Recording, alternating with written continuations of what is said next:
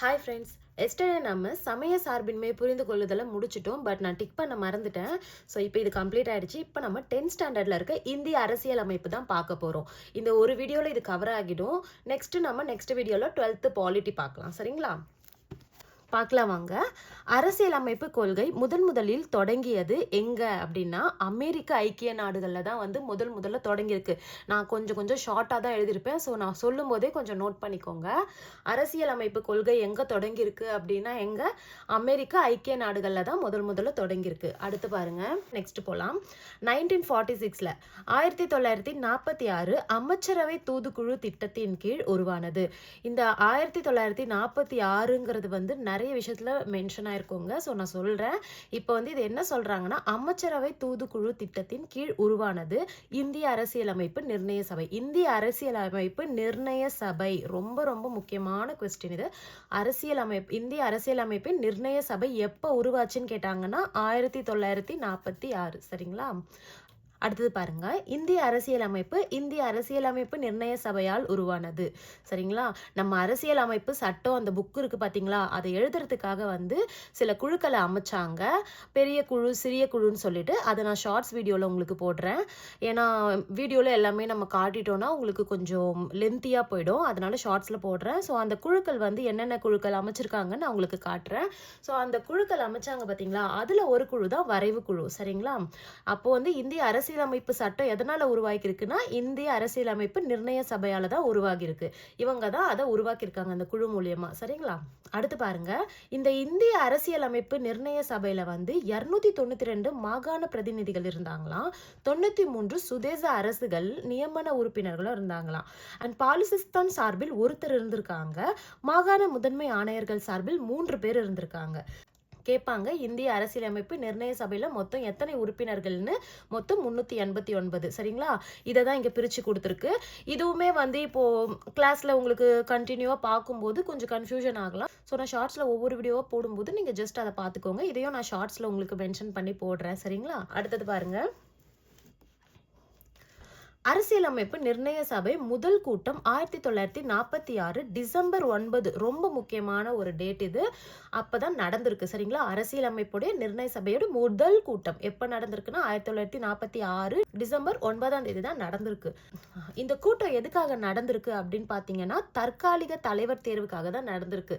So நமக்கு வந்து தற்காலிகமா ஒரு தலைவர் தேவைப்படுறாங்க அப்படின்னு சொல்லிட்டு நம்ம தேர்ந்தெடுக்கிறதுக்காக ஒரு கூட்டம் நடைபெற்றது. அதுதான் வந்து அரசியல் நிர்ணய சபையோட முதல் கூட்டம். சரிங்களா? இந்த சச்சிதானந்த சிங்கா இருக்காரு பாத்தீங்களா, இவர் தான் வந்து அரசியலமைப்பு நிர்ணய சபையிலே ரொம்ப பெரிய ஓல்டு மேன். ஓகேயா? அதனால ஞாபகம் வச்சுக்கோங்க. ஸோ சச்சிதானந்த சிங்கா வந்து தலைவர் ஆயிட்டாரு. இவர் இறந்ததுக்கு அப்புறமா தான், இவர் ரொம்ப ஓல்டு மேன்றதுனால இவர் இறந்துட்டாரு வயசானதுனால. ஸோ இவர் இறந்ததுக்கு அப்புறமா தான் டாக்டர் ராஜேந்திர பிரசாத் வந்து நம்ம குடியரசுத் தலைவரா ஆயிருப்பாரு. அதுக்கு முன்னாடி இவர் தான் தலைவரா இருந்தாரு. சரிங்களா? அடுத்தது பாருங்க, தலைவர் சச்சிதானந்த சிங்கா இறந்ததுனால டாக்டர் ராஜேந்திர பிரசாத் வந்து தலைவர் ஆனாரு அப்படின்னு போட்டு மென்ஷன் பண்ணிருக்கீங்க. மற்றும் வி.டி. கிருஷ்ணமாச்சாரி இருக்காங்க பாத்தீங்களா, அவர் வந்து துணை தலைவரா இருந்தாராம். இதை வந்து நான் ஷார்ட்ஸ்ல போட்டிருக்கேன், கொஞ்சம் போய் பார்த்துக்கோங்க. அப்புறம் வந்து இந்த எச்.சி. முகர்ஜி இருக்காரு பாத்தீங்களா, அவரும் வி.டி. கிருஷ்ணமாச்சாரி இவங்க 2 பேருமே தான் வந்து துணை தலைவரா இருந்திருக்காங்க. சரிங்களா? அதனால தான் இங்க 2 மென்ஷன் பண்ணியிருக்கேன். இந்த கூட்டத்துல வந்து 11 அமர்வுகள் நடந்துதான். அந்த அமர்வுகளும் உங்களுக்கு வேணும்னா நீங்க கமெண்ட் பாக்ஸ்ல சொல்லுங்க. நான் என்னன்னு சொல்லிட்டு உங்களுக்கு நான் அதையும் டீட்டெயிலா சொல்றேன். ஏன்னா எனக்கு அமர்வுகள்லாம் வந்து அந்த அளவுக்கு முக்கியமா படல. ஸோ நான் அதனால அதை எடுக்கல. எத்தனை அமர்வுகள் அப்படின்னு கேட்டா 11 அமர்வுகள். அது மட்டும் தான் எனக்கு வந்து இம்பார்ட்டண்டா பட்டுச்சு. ஸோ அதனால நான் இதை மட்டும் எடுத்திருக்கேன். உங்களுக்கு வந்து எத்தனை அமர்வுகள் என்னென்ன டேட்ல வேணும் அப்படின்னு கேட்டீங்கன்னா சொல்லுங்க. நான் அதையும் உங்களுக்கு வந்து ஷார்ட்ஸா போடுறேன். 166 நாட்கள் 2473 திருத்தங்கள் வந்து முன்வைக்கப்பட்டுச்சுன்னு சொல்றாங்க நம்ம அரசியலமைப்பு புத்தகத்துல. சரிங்களா? அடுத்தது பாருங்க, இந்திய வரைவு குழுவோட தலைவர் யாருன்னா பி.ஆர். அம்பேத்கர் தான் தலைவரா இருந்தாரு. சரிங்களா? இந்திய அரசியலமைப்பின் தந்தையும் அவர் தான். நம்ம முன்னாடி கிளாஸ்லயே இந்த டீட்டெயில்லாம் நல்லாவே பார்த்திருப்போம். அடுத்தது பார்க்கலாம் வாங்க. இப்போ நம்ம முகவுரை பார்க்க போறோம். இந்திய அரசியல் அமைப்பு இருக்கு பார்த்தீங்களா? அத பத்தி தான் இப்ப நம்ம பார்த்துட்டு இருக்கோம். இதுக்கு அடுத்த டாபிக் தான் நம்ம முகவுரை பார்க்கலான்னு இருந்தோமே. அதாவது இந்த ஃபுல் டாபிக் முடிஞ்சதுக்கு அப்புறமா 2வதா நம்ம வந்து பிரிச்சு வச்சிருக்கோம் பார்த்தீங்களா? அதுல முகவுரை நெக்ஸ்ட் பார்க்கலாம். அதுக்கப்புறமா அடிப்படை உரிமைகள், கடமைகள ஒன் பை ஒன்னா பார்க்கலான்னு இருந்தோம். பட் முகவுரை வந்து இதுல கொஞ்சமா குடுத்துருக்காங்க. ஸோ இதையும் இப்ப பார்த்துக்கலாம் நம்ம. சரிங்களா? இப்ப பாருங்க, நம்ம அரசியல் அமைப்பு புத்தகம் இருக்குங்கல்ல, அதுல வந்து 22 பாகங்கள், 395 சட்டப்பிரிவுகள், 8 அட்டவணைகள் இருந்திருக்கு முன்னாடி. இப்ப வந்து 25 பாகங்களும், 448 சட்டப்பிரிவுகளும், 12 அட்டவணைகளும் இருக்கு. இப்ப தற்போது இதுதான் இருக்கு. சரிங்களா? சோ இத படிச்சுக்கோங்க. ஆல்ரெடி அந்த கிளாஸ்லயும் நம்ம இதே தான் பார்த்தோம். சோ ரிப்பீட்டடா வந்து ஒவ்வொரு கிளாஸ் நம்ம பெரிய கிளாஸ்க்கு போகும்போது நம்ம ஆல்ரெடி 6th ஸ்டாண்டர்ட் முடிச்சோம். சோ இப்ப நம்ம 10th 12th போகும்போது இதே திரும்பி திரும்பி வரும். சோ உங்களுக்கு இது மறுபடியுமே வந்து வரும்போது ஒரு ரிவிஷன் மாதிரி இருக்கும். அதனால அதெல்லாம் பார்த்துக்கோங்க. சரிங்களா? அடுத்தது பாருங்க, பிரேம் பிஹாரி நரேன் ரைஜடா. இவர் என்ன பண்ணாருன்னா, இந்திய அரசியல் அமைப்பை வந்து இத்தாலிய பாணியில் தனது கைப்பட எழுதினாரு. சரிங்களா? ஆக்சுவலி இத்தாலிய பாணியில் தான் எழுதியிருக்காரு. இத்தாலிய லாங்குவேஜ் கிடையாது. ஸோ அதை நல்லா ஞாபகம் வச்சுக்கோங்க. இத்தாலிய பாணியில் வந்து இங்கிலீஷ்ல எழுதியிருக்காரு. ஸோ நான் ஏற்கனவே உங்ககிட்ட சொல்லியிருப்பேன் ப்ரீவியஸாவே, 2 லாங்குவேஜ்ல தான் வந்து நம்மளுடைய அரசியல் அமைப்பு சட்டம் வந்து எழுதப்பட்டிருக்கு அப்படின்னு சொல்லிட்டு. ஒன்று ஹிந்தி, இன்னொன்று இங்கிலீஷ். ஸோ இங்கிலீஷ்ல எழுதும்போது அவர் வந்து இத்தாலிய பாணியில் அந்த லாங்குவேஜ்ல எழுதியிருக்காரு. சரிங்களா? அடுத்து இது வந்து இத்தாலிய பாணியில் அப்படின்னா ஒரு வே ஆஃப் ஸ்டைல். ஓகே, அந்த லாங்குவேஜோட ஸ்டைல் அதுதான் அந்த பாணியில் எழுதியிருக்காங்கன்னு சொல்ல வராங்க. அடுத்தது பாருங்க, உலகில் எழுதப்பட்ட நீளமான அரசியலமைப்பு. நம்மளுடைய இந்திய அரசியலமைப்பு தான் உலகிலே எழுதப்பட்ட நீளமான அரசியலமைப்பு. சரிங்களா? அடுத்து வாங்க, முகவுரை கொள்கைகள், நோக்கங்கள், லட்சியங்களை உள்ளடக்கியது. முகவுரை அரசியலமைப்பின் திறவுகோல். ரொம்ப முக்கியம். சரிங்களா? முகவுரை நம்ம கொள்கைகள், நோக்கங்கள், லட்சியங்களை உள்ளடக்கியதுன்னு ஜஸ்ட் ரீட் பண்ணிக்கோங்க. அதுவே உங்களுக்கு புரிஞ்சிடும். பட் முகவுரை வந்து அரசியல் அமைப்பின் திறவுகோல் அப்படிங்கிறது நிறைய எக்ஸாம்ல கேட்டிருக்காங்க. ஸோ நல்லா பார்த்துக்கோங்க. அடுத்து வாங்க, அரசியல் நிர்ணய சபையால் முகவுரை 1947 ஜனவரி 22 ஏற்றுக்கொள்ளப்பட்டது. இந்த 1947 தான் நமக்கு சுதந்திரம் கிடைச்சிருக்கு. ஆனா நீங்க பாருங்க, நமக்கு சுதந்திரம் ஆகஸ்ட் 15th கிடைச்சாலும் 1947 ஜனவரி 22 வந்து நம்ம முகவுரை வந்து இந்த மாதிரி தான் இருக்கணும் அப்படின்னு சொல்லிட்டு அவங்க ஏற்றுக்கொள்ளப்பட்டதுன்னு சொல்றாங்க. நமக்கு சுதந்திரம் கிடைக்கிறதுக்கு முன்னாடியே வந்து ஆங்கிலேயர்கள் கிட்ட காந்தியடிகள்லாம் எங்களுக்கு அரசியலமைப்பு சட்டம் வேணும், இந்தியாவுக்குன்னு ஒரு தனி அரசியலமைப்பு சட்டம் வேணும்னு சொல்லிட்டு ஒரு கோரிக்கை வச்சாங்க. அதை அவங்க ஏற்ற நிலையில தான் வந்து இந்த மாதிரி சுதந்திரம் கிடைக்கிறதுக்கு முன்னாடியே வந்து இது ஏற்றுக்கொள்ளப்பட்டது. சரிங்களா? இந்த முகப்புரை இருக்குல்ல, இதை முகவுரைன்னும் சொல்லலாம், முகப்புரைன்னும் சொல்லலாம். ஸோ இது வந்து நம்மளுடைய கான்ஸ்டிடியூஷன் புக்ல வரத்துக்கு யார் காரணம் அப்படின்னு பார்த்தீங்கன்னா, ஜவஹர்லால் நேரு. நம்ம முன்னாள் பிரதமர் ஜவஹர்லால் நேருவுடைய குறிக்கோள் தீர்மானத்தின் மூலமா தான் வந்து நம்ம முகப்புரை வந்து நம்ம கான்ஸ்டிடியூஷன்லயே இணைஞ்சிருக்கு. சரிங்களா? அடுத்தது வாங்க, பாருங்க, 1976 42வது சட்ட திருத்தம். இந்த சட்ட திருத்தத்துல தான் வந்து அதன்படி சமதர்மம், சமய சார்பின்மை, ஒருமைப்பாடு என்று 3 சொற்கள் இணைக்கப்பட்டது. லாஸ்ட் ஒரு கிளாஸ்ல நம்ம இதை பார்த்துருப்போம். சரிங்களா? அந்த சின்ன கிளாஸ்ல. ஸோ அதே தான் இங்கேயும் ரிப்பீட்டடா கொடுத்துருக்காங்க. அடுத்து பாருங்க, இந்திய மக்களாகிய நாம் அப்படின்னு தான் நம்ம முகப்புரை தொடங்கும். சரிங்களா? அடுத்து பாருங்க, 1989 பிரெஞ்சு புரட்சியின் போது சுதந்திரம், சமத்துவம், சகோதரத்துவம் முக்கிய முழக்கங்கள் ஆயின. சரிங்களா? அடுத்தது பாருங்க, இதெல்லாம் ரொம்ப இம்பார்ட்டன்ட். அதனால நல்லா பார்த்துக்கோங்க. சரிங்களா? நான் வந்து ஒரே டைம்ல படிச்சுட்டு இருக்கேன். ஏன்னா 2 டைம் படிச்சா உங்களுக்கு வந்து அது ரொம்ப போர் அடிக்கும். அதனால நான் ஒரே டைம்ல தான் படிச்சுட்டு இருக்கேன். எதெல்லாம் இம்பார்ட்டன்ட் தான் சொல்றேன். இதெல்லாம் உங்களுக்கு ஸ்கூல் புக்ஸ்ல இருக்கு. எதெல்லாம் இம்பார்ட்டன்ட் மட்டும் மார்க் பண்ணி படிச்சாலே போதும். எல்லாத்தையும் வளவல நம்ம படிக்க வேண்டாம்ல. அதுக்காக தான் இந்த மாதிரி ஒரு நோட்ஸ் எடுத்து நான் உங்களுக்கு மேக் பண்ணி போட்டிருக்கேன். ஸோ நெக்ஸ்ட் போலாம் வாங்க. குடியுரிமை நான் வந்து சிவிஸ் அப்படின்ற லத்தீன் சொல்ல இருந்து எடுத்திருக்காங்க. ஸோ சிவிஸ் என்ற லத்தீன் சொல்ல இருந்து என்ன எடுத்திருக்காங்கன்னா, சிட்டிசன் அப்படின்ற வார்த்தையை எடுத்திருக்காங்க.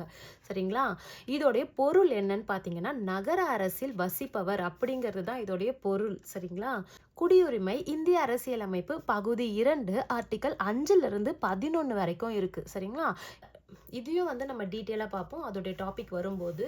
அடுத்து பாருங்க, குடியுரிமை பெறுதல். பட் இதுலயே பாதி கவர் ஆயிடும்.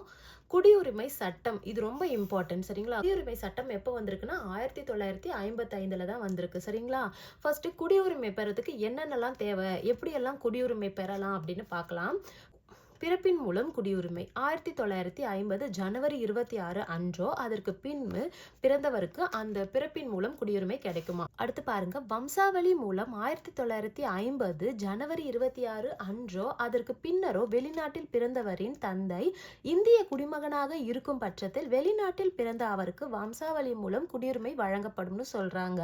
அவர் பிறக்கும் போதே குடிமகனாக இருந்திருக்கணும், இந்திய குடிமகனாக. சரிங்களா. அடுத்து பாருங்க, இயல்புரிமை மூலம் பெறுதல். இயல்புரிமை அப்படின்னா என்னன்னா, இந்திய குடியுரிமை கோரி பொருத்தமான அங்கீகாரத்தை பதிவு செய்வாங்களாம். எல்லா டாக்குமெண்ட்ஸும் அவங்க இந்திய குடியுரிமை வேணும் அப்படின்னு சொல்லி பதிவு செஞ்சாங்கன்னா அது மூலியமா குடியுரிமை கிடைக்கும்னு சொல்றாங்க.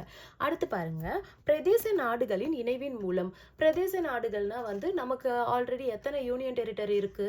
மொத்தம் 8 இருக்கு. சரிங்களா. இப்ப கரண்டா 8 இருக்கு. ஸோ அந்த 8க்கு பிளஸ் வேற எதனா ஒரு யூனியன் டெரிட்டரி நம்மளோட சேர்ந்தாலோ அவங்களுக்கு குடியுரிமை வழங்கப்படும்னு சொல்றாங்க. சரிங்களா. அதான் பிரதேச இணைவின் மூலம் குடியுரிமை. அடுத்து பாருங்க, இதை நம்ம பார்த்துட்டோம். அடுத்து பாருங்க, குடியுரிமை இழத்தல். முதல்ல நம்ம குடியுரிமை எப்படி பெறறதுன்னு பார்த்தோம். அடுத்து குடியுரிமை எதனால இழக்கப்படும்னு பார்க்க போறோம். சரிங்களா. ஒரு குடிமகன் தாமாக துரத்தல். ஒருத்தர் குடியுரிமை எனக்கு வேண்டாம் அப்படின்னு சொல்லிட்டு அவரா சொன்னாருன்னா குடியுரிமை இழக்கப்படும். அடுத்து வேறு நாட்டில் குடிபெறும் போது, வேறு நாட்டுல அவர் நான் செட்டில் ஆக போறேன் அப்படின்னு சொன்னாருன்னா அவருக்கு குடியுரிமை அவருக்கு இழக்கப்படும். சரிங்களா. உரிமை மூலம் குடியுரிமை பெற்ற ஒருவர், மோசடி செய்து குடியுரிமை பெற்ற ஒருவர், குடியுரிமை பெறணும் அப்படின்றதுக்காக இல்லீகலா அவங்க டாக்குமெண்ட் சப்மிட் பண்ணியிருந்தாலோ இல்ல தவறான பிரதிநிதித்துவம் தந்தவர், உண்மையை மறைத்தவர், எதிரி நாட்டுடன் வணிகம் செய்பவர், இவங்க எல்லாருக்குமே நம்ம குடியுரிமை இழக்கப்படும் அப்படின்னு சொல்றாங்க. சரிங்களா.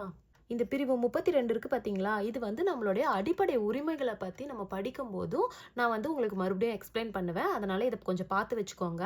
பிரிவு 32 என்னன்னு சொல்றாங்கன்னா, இதயம் மற்றும் ஆன்மா அப்படின்னு சொல்றாங்க. ரொம்ப ரொம்ப முக்கியம். நிறைய டைம் கொஸ்டின் கேட்டிருக்காங்க. சரிங்களா. அதனால பார்த்துக்கோங்க. 1978 42வது சட்ட திருத்தத்தின்படி அடிப்படை உரிமைகள் பட்டியலிலிருந்து சொத்துரிமை பிரிவு 31 நீக்கம். சரிங்களா.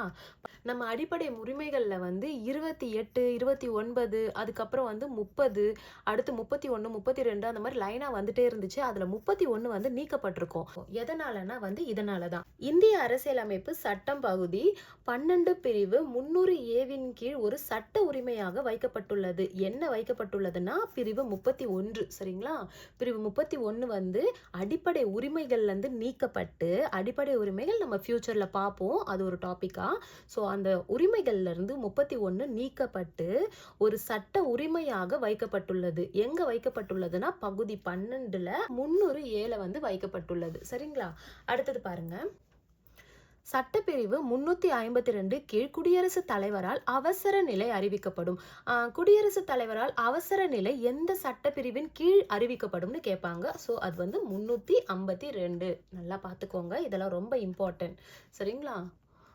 இந்த 352 அறிவிப்பு சொன்ன பாத்தீங்களா, அந்த அறிவிப்பின் போது என்ன ஆகும்னா, அறிவிப்பின் போது சட்டப்பிரிவு 19 என்னன்னா நமக்கு அடிப்படை உரிமைகள் இருக்க ஒரு சுதந்திர உரிமை. சரிங்களா. இது தாமாக நிறுத்தப்படுமா. ஏன்னா நம்ம மக்கள் என்ன பண்ணுவாங்கன்னா, எனக்கு சுதந்திரம் இருக்கு, அடிப்படை உரிமைகள்ல எனக்கு எங்க வேணாலும் போகலான்னு சுதந்திரம் இருக்கு அப்படின்னு சொல்லிட்டு என்ன பண்ணுவாங்க, எல்லா இடத்துலையுமே சுத்துவாங்க. ஸோ அந்த மாதிரி இருக்கக்கூடாதுன்ட்டு தான் இதை ஸ்டாப் பண்ணியிருக்காங்க. ஏன்னா இது என்ன டைம், அவசர நிலை அறிவிப்பு டைம். இது லாக்டவுன் டைம். சரிங்களா. அந்த டைம்ல வெளியிலலாம் வரக்கூடாது அப்படிங்கிறதுக்காக இந்த பிரிவு நிறுத்தப்படும். சரிங்களா. அடுத்தது பாருங்க, அரசு நெறிமுறையுறுத்தும் கோட்பாடு, டிபிஎஸ்பின்னு சொல்லுவாங்க. ஸோ இது எதுல இருக்குன்னா 4வது சட்டப்பிரிவுல 36ல இருந்து 51 வரைக்கும் இருக்கு. இந்த மாதிரி அங்கங்க அடிப்படை உரிமைகள் எதுல இருந்து எது வரைக்கும் இருக்கு சட்டப்பிரிவுல, டிபிஎஸ்பி எதுல இருந்து எது வரைக்கும் இருக்கு, கடமைகள் எதுல இருந்து எது வரைக்கும் இருக்குன்னு நம்ம லைட்டா பேசிக்கா தான் பாக்குறோம். அப்புறமா நம்ம டீப்பா பார்க்கலாம். அரசு நெறிமுறையுறுத்தும் கோட்பாடு இருக்கு பாத்தீங்களா, இது எதுல வச்சிருக்காங்கன்னா காந்திய மற்றும் தாராள அறிவு சார்ந்தவை அப்படிங்கறதுல தான் வச்சிருக்காங்க. சரிங்களா. அடுத்து பாருங்க, இதெல்லாம் ரொம்ப இம்பார்ட்டன்ட், நல்லா பார்த்துக்கோங்க. எதுல வச்சிருக்காங்கன்னா காந்திய மற்றும் தாராள அறிவு சார்ந்தவையில வச்சிருக்காங்க. எதனா டிபிஎஸ்பிய.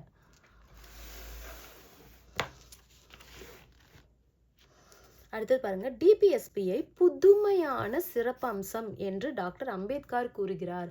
நம்ம ஆல்ரெடி என்ன பார்த்தோம்? பிரிவு 32 இதயம் மற்றும் ஆன்மான்னு சொல்லியிருக்காங்கன்னு பார்த்தோம். அதுக்கு அடுத்து வந்து நம்மளுடைய முகப்புரையை வந்து என்னன்னு பார்த்தோம்னா, அரசியலமைப்பின் திறவுகோல்னும் பார்த்தோம். அதே மாதிரி டிபிஎஸ்பி அந்த அரசு நெறிமுறை உணர்த்தும் கோட்பாடுகளை வந்து என்னன்னு சொல்றாங்கன்னா, புதுமையான சிறப்பம்சம்னு சொல்றாங்க. இதெல்லாம் ரொம்ப ரொம்ப இம்பார்ட்டன்ட். நல்லா படிச்சு வச்சுக்கோங்க. சரியா? ஓகே ஃப்ரெண்ட்ஸ், இதோட நம்ம 10th ஸ்டாண்டர்ட் இந்த டாப்பிக்கை முடிச்சிடலாம். ஏன்னா நம்ம அடிப்படை உரிமைகள்னு வரும்போது இந்த டாபிக் எடுத்து மறுபடியும் ரீஓப்பன் பண்ணுவோம். இதிலிருந்து நம்ம மறுபடியும் படிப்போம். சரிங்களா? ஏன்னா இந்த டாப்பிக்கு இது வரைக்கும் போதும். எக்ஸ்ட்ராவே நான் கொஞ்சம் இதில் சொல்லியிருக்கேன். ஸோ அதனால இது வரைக்கும் போதும். அதாவது அந்த குடியுரிமை பெறுதல் இருக்கு பார்த்தீங்களா, அதுக்கு முன்னாடியே வந்து இந்த டாபிக் முடிஞ்சிருச்சு. இருந்தாலும் கொஞ்சம் எக்ஸ்பிளைன் பண்ணலான்னு சொல்லிட்டு நான் எக்ஸ்ட்ராவாகவே சொல்லியிருக்கேன். அதனால நெக்ஸ்ட் அடிப்படை உரிமைகள் கடமைகள்லாம் வரும் பார்த்தீங்களா, அப்போ டிபிஎஸ்பி அதெல்லாம் கேட்பாங்க. அப்போ நம்ம இதெல்லாம் வந்து திருப்பி கண்டினியூ பண்ணலாம். பாருங்க, இப்போ நம்ம என்ன முடிச்சிருக்கோம்னா, இந்திய அரசியலமைப்பு வரைக்கும் முடிச்சிருக்கோம். இப்போ இந்த இந்திய அரசியலமைப்பில் இன்னும் பாதி டாபிக் இருக்கு. அது வந்து அடிப்படை உரிமைகள்லையும் கடமைகளையும் டிபிஎஸ்பிலையும் கவர் ஆகும். சரிங்களா? அது வரும்போது நம்ம இதை எடுத்து பேலன்ஸை முடிச்சிடலாம். பட் இந்த டாபிக்கு இந்த இந்திய அரசியலமைப்பை நம்ம முடிச்சிட்டோம்.